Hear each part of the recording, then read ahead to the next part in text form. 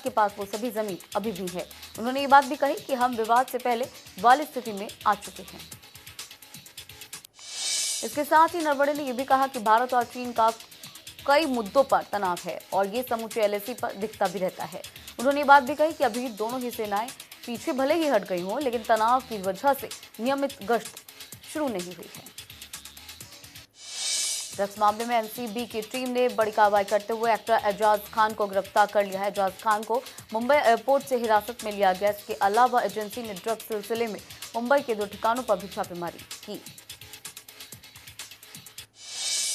NCB को शक है कि एजाज खान ड्रग लॉर्ड फारूक बटाटा और उसके बेटे शादाब बटाटा के साथ काम किया करता है और ड्रग्स रैकेट का एक हिस्सा है।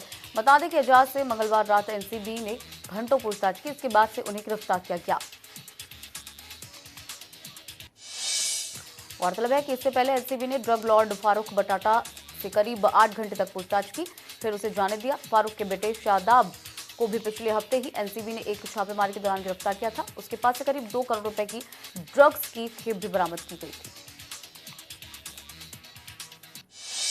देश में लगातार बढ़ रहे कोरोना के मामलों को देखते हुए केंद्रीय स्वास्थ्य मंत्रालय ने प्रेस कॉन्फ्रेंस की, जिसमें स्वास्थ्य मंत्रालय ने माना है कि देश में कोरोना के मामले अब बढ़ रहे हैं, लेकिन इसका असर कुछ जिलों पर ज्यादा देखने को मिल रहा है। खासतौर पर महाराष्ट्र से सबसे ज्यादा नए मामले निकलकर सामने आए हैं। केंद्रीय स्वास्थ्य सचिव राजेश भूषण ने कहा कि 10 जिले जहां सक्रिय मामलों की संख्या सबसे ज्यादा है, इसमें 8 शहर महाराष्ट्र के हैं। उन्होंने ये बात भी कही कि महाराष्ट्र में फरवरी के दूसरे हफ्ते में एक दिन में औसतन 32 मौतें हो रही हैं, जो अब बढ़कर 118 हो गई हैं। पंजाब में कम कोरोना टेस्ट को लेकर राजेश भूषण ने नाराजगी जताई है। उन्होंने कहा कि पंजाब की पॉजिटिविटी रेट लगभग 9% है और इसका सीधा या फिर मतलब ये है कि वह पर्याप्त संख्या में टेस्ट नहीं हो रहे हैं। केंद्रीय स्वास्थ्य सचिव राजेश भूषण ने कहा कि राज्यों और केंद्र शासित प्रदेशों के सचिवों को पत्र लिखा गया है। पत्र में राजेश भूषण ने लिखा है कि कोरोना वायरस के फैलते संक्रमण को देखते हुए जिला लेवल पर सख्त कदम उठाए जाने की जरूरत है। उत्तर प्रदेश के मुख्यमंत्री योगी आदित्यनाथ ने प्रदेश में बढ़ते कोरोना के मामलों को देखते हुए कर्मचारियों को एक खास सुविधा देने की घोषणा की है। इसके तहत प्रदेश में अब सरकारी और प्राइवेट कंपनियों में काम करने वाले कर्मचारियों को कोरोना वैक्सीनेशन के लिए 1 दिन की छुट्टी दी जाएगी। इसके साथ ही मुख्यमंत्री योगी आदित्यनाथ ने कोविड-19 संक्रमण को देखते हुए प्रदेश में पूरी तरह से सतर्कता बरतने के निर्देश दिए हैं। उन्होंने कहा कि प्रदेश में कोरोना टेस्टिंग का कार्य पूरी क्षमता से संचालित करें और संदिग्ध मामलों में अनिवार्य रूप से RT-PCR टेस्ट करवाए जाएं। उत्तरी दिल्ली नगर निगम ने मास्क को लेकर एक प्रस्ताव को मंजूरी दी है, जिसके मुताबिक उत्तरी दिल्ली के रेस्टोरेंट और दुकानदारों को अब ये बताना होगा कि जो मीट वो बेच रहे हैं, परोस रहे हैं, वो हलाल है या फिर झटका। उत्तरी नगर निगम के इस फैसले के साथ ही दिल्ली के तीनों नगर निगम में ये फैसला लागू किया गया है। दरअसल ऐसा ही प्रस्ताव पूर्वी दिल्ली नगर निगम और दक्षिणी दिल्ली नगर निगम में भी पास किया गया है। राजधानी दिल्ली के बड़े हॉस्पिटल्स में से एक सफदरजंग हॉस्पिटल में अचानक से आग लग गई। जानकारी के मुताबिक आग लगने की यह घटना बुधवार सुबह 7 बजे की है। आग अस्पताल के मेन आईसीयू वार्ड में लगी थी।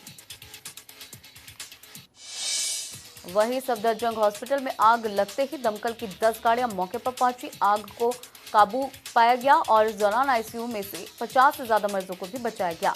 हादसे में किसी के हताहत होने की सूचना नहीं है। राजस्थान की ओर से सूखी धूल भरी हवाएं दिल्ली में बहने लगी हैं, जिससे राजधानी में हवा की गुणवत्ता और विजिबिलिटी में गिरावट आई है। बता दें कि दिल्ली में मंगलवार को औसत वायु गुणवत्ता बेहद ही खराब श्रेणी में दर्ज की गई। वहीं मौसम विभाग के मुताबिक दिल्ली में अभी हवा की गुणवत्ता में और गिरावट आने की संभावना है और 1 अप्रैल तक शहर में तेज हवाएं चलेंगी। इसके बाद से तापमान में ज्यादा वृद्धि होगी। भारतीय रेलवे ने अपने नियमों में एक बड़ा बदलाव किया। अब यात्री रात के समय में अपना मोबाइल फोन या फिर लैपटॉप ट्रेन में चार्ज नहीं कर सकेंगे। भारतीय रेलवे के इस बड़े फैसले से हजारों यात्री प्रभावित होंगे। इस फैसले के तहत रात 11 बजे से सुबह 5 बजे तक चार्जिंग पॉइंट स्विच ऑफ रहेंगे। इस दौरान यात्री उनका इस्तेमाल नहीं कर सकेंगे। खबरों के अनुसार रेलवे ने यह फैसला ट्रेन में आग लगने की घटनाओं को ध्यान में रखते हुए लिया है, ताकि किसी अनहोनी से बचा जा सके।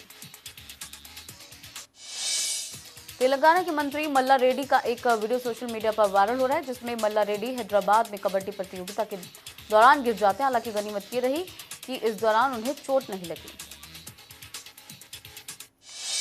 हरियाणा में 1 अप्रैल से गेहूं और सरसों की खरीद शुरू हो रही है। इसके लिए प्रदेश सरकार ने तैयारियां पूरी कर ली हैं। सरकार इस बार फसल खरीद और उसके भुगतान को लेकर काफी गंभीर नजर आ रही है। सरकार ने फसल खरीद को लेकर जरूरी दिशा निर्देश जारी किए हैं। प्रदेश सरकार का दावा है कि इस समय पर किसान को फसल की पेमेंट ना हुई तो किसान को ब्याज मिलेगा। फसलों की खरीद से पहले सीएम मनोहर लाल ने प्रेस कॉन्फ्रेंस की और बताया कि 1 अप्रैल से प्रदेश में शुरू हो रही फसल खरीद को लेकर एसओपी बनाई गई है। इसके साथ ही उन्होंने कहा कि किसान को भुगतान में देरी होने पर 9% ब्याज मिलेगा। मनोहर लाल ने इस दौरान कहा कि 1 अप्रैल से सीएम अंत्योदय योजना की शुरुआत की जा रही है। इस योजना से करीब 1 लाख लोगों को फायदा मिल पाएगा। सीएम ने कहा कि कोरोना की तैयारी तीसरी वेव शुरू हो चुकी है। इससे बचने के लिए सीएम ने सभी लोगों से मास्क और सैनिटाइजर का इस्तेमाल करने की अपील की और कहा कि कोरोना से बचने के लिए सभी सावधान रहें। यमुनानगर की जगाधरी मंडी में फसल खरीद को लेकर तैयारियां पूरी हो चुकी हैं। बता दें कि यमुनानगर में करीब 3,60,000 मीट्रिक टन खरीद की गई है और लक्ष्य रखा गया है। मंडी में खरीद को लेकर हर प्रकार की व्यवस्था की गई है ताकि किसानों को कोई दिक्कत न हो। करनाल में कोरोना के बढ़ते मामलों को देखते हुए स्वास्थ्य विभाग की ओर से जिला प्रशासन को पत्र लिखा गया है, जिसमें 2 गांव के साथ 6 एरिया को कंटेनमेंट जोन बनाए जाने के लिए कहा गया, जिसकी जानकारी सिविल सर्जन योगेश शर्मा ने दी। सिरसा की अनाज मंडी में सरसों की फसल की आवक जारी है। अब तक कुल 56,000 क्विंटल सरसों की आवक हो चुकी है, जो प्राइवेट एजेंसी की ओर से खरीदी गई है। इस बार हालांकि सरकारी खरीद शुरू नहीं हुई है, फिर भी किसान अपने फसल के मिल रहे एमएसपी के ऊपर भाव को लेकर काफी खुश नजर आ रहे हैं। बता दें प्राइवेट एजेंसी किसानों से फसल को 5,000 रुपए से 5,200 रुपए तक खरीद रही है। रादौर के गांव बरहेड़ी में संविधान निर्माता बाबा साहेब भीमराव अंबेडकर की मूर्ति को खंडित करने का मामला सामने आया, जिसके खिलाफ भीम आर्मी सहित दलित संगठनों में गुस्से का माहौल है। तो संगठनों ने मामले में कार्रवाई के साथ ही मूर्ति को दोबारा जल्द लगवाने की मांग की है। पुनहाना होडल मार्ग पर दुकान निर्माण के लिए नींव की खुदाई के दौरान बराबर में खड़ी 20 फुट की दीवार गिरने से 3 मजदूर घायल हुए। थाना प्रभारी संतोष कुमार ने बताया कि सूचना मिलने के तुरंत बाद मौके पर जाकर मलबे में से दबे लोगों को निकाला गया।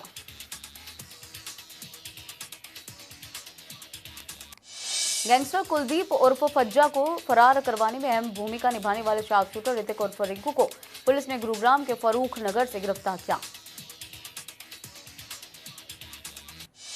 गौरतलब है कि बीते दिनों दिल्ली पुलिस ने रोहिणी के सेक्टर 14 में कुलदीप उर्फ फज्जा का एनकाउंटर किया था। पुलिस ने मौके से कुलदीप के 2 साथियों को भी हिरासत में लिया था।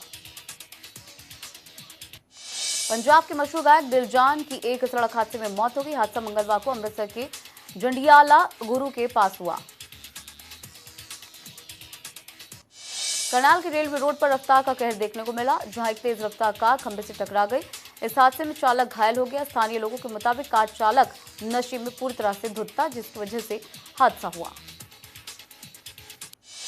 फैजाबाद से चोरी का मामला सामने आया, जहां बीके चौक पर एक होटल में पहले तो चोर ने खाना खाया, फिर हजारों की चोरी को अंजाम दिया। पूरा वाकया सीसीटीवी में कैद हो गया। महेंद्रगढ़ थाना परिसर में 21 मामलों में पकड़ी गई अवैध शराब की 100 पेटियां नष्ट की गई। प्रशासन की तरफ से इस कार्य के लिए तहसीलदार को ड्यूटी मजिस्ट्रेट लगाया गया था। महेंद्रगढ़ के थाना माल खाना इंचार्ज ने बताया कि विभिन्न 21 मामलों में अवैध शराब पकड़ी गई थी और काफी लंबे से ये थाने में ही रखी गई थी। महेंद्रगढ़ के बिहाली गांव के ग्रामीणों ने पुलिस पर गंभीर आरोप लगाया। दरअसल ग्रामीणों का आरोप है कि 100 नंबर पर फोन करने के बाद से मौके पर पहुंची पुलिस ने एक युवक की पिटाई की। इसके बाद से युवक की मौत हो गई। ग्रामीणों ने युवक के शव को अटेली थाने के बाहर रखकर पुलिस के खिलाफ नारेबाजी की। प्रगतिदादी में होली के दौरान हुड़दंग के चलते 26 स्थानों पर झगड़े के मामले निकलकर सामने आए, जिसमें 100 से भी ज्यादा लोग घायल हुए। घायलों को सिविल अस्पताल में भर्ती करवाया गया। बता दें कि ज्यादातर झगड़े नशे के चलते सामने आए। पलवल में होली के मौके पर एक युवक की कुछ बदमाशों ने गोली मारकर हत्या कर डाली। दरअसल 4 बदमाश हथियार लहराते हुए फायरिंग कर रहे थे, जिसका इस युवक ने विरोध किया था। इससे नाराज होकर बदमाशों ने युवक को ही गोली मार दी और हत्या कर डाली। वहीं गोली मारने के बाद से सभी आरोपी मौके से फरार हो गए। सूचना मिलते ही पुलिस मौके पर पहुंची, शव को कब्जे में लिया। मृतक के भाई की शिकायत पर चारों के खिलाफ हत्या का मामला दर्ज किया गया। पानीपत के खजूर नगर में दिन दहाड़े चाकू मारकर एक युवक की हत्या की गई, जबकि दूसरा युवक गंभीर रूप से घायल किया गया। वहीं प्रत्यक्षदर्शी महिला के मुताबिक आपस में 2 बाइक भिड़ने से युवकों में विवाद हुआ था। इसके बाद से युवकों ने दूसरी बाइक पर सवार युवकों पर चाकू से हमला किया और मौके से फरार हो गए। करनाल के बसंत विहार इलाके में होली के दिन कुछ युवकों ने एक शख्स के सिर पर लोहे की रॉड से हमला किया, जिससे वो घायल हो गया। इसके बाद उसे अस्पताल में लाया गया, जहां इलाज के बाद उसे घर भेजा गया। चौकीदारी में राजस्थान पुलिस का एक जवान खुदकुशी कर ली है। मृतक पुलिसकर्मी होली के मौके पर छुट्टी लेकर घर आया था। सूचना मिलते ही मौके पर पहुंची पुलिस ने शव को कब्जे में लिया, आगे की कार्रवाई शुरू की। करनाल के सौकंडा गांव में एक बुजुर्ग किसान की तालाब में गिरने से मौत हो गई। किसान बुढ़ापा पेंशन के लिए गांव में आया था, जिसके बाद से मंदिर में बने तालाब में किसान का पैर फिसल गया और मौत हो गई। रतिया में चोरों के हौसले बुलंद हैं। ताजा मामला टोहाना रोड का है, जहां चोर दुकान से 1000 रुपए की नकदी और सामान लेकर फरार हो गए। पूरा मामला सीसीटीवी में कैद हो गया। अंबाला सीआईए पुलिस ने एक दंपति को ब्लैकमेलिंग करते रंगे हाथों पकड़ा। अंबाला में दुष्कर्म की शिकायत महिला और उसका पति आरोपियों को ब्लैकमेल करते हुए उनसे मामले में फैसले के नाम पर मुंह मांगी रकम ऐंठ रहे थे। दुष्कर्म से पीड़ित महिला और उसका पति कई बार आरोपियों से रकम ले चुके हैं। इसके बाद आरोपी ने पुलिस को शिकायत की और दोनों को 1 लाख रुपए देते सीआईए पुलिस ने रंगे हाथों गिरफ्तार किया। चलिए फिलहाल रुकेंगे छोटी सी ब्रेक के लिए। ब्रेक के बाद भी जनता टीवी पर खबरों का सिलसिला लगातार जारी रहेगा।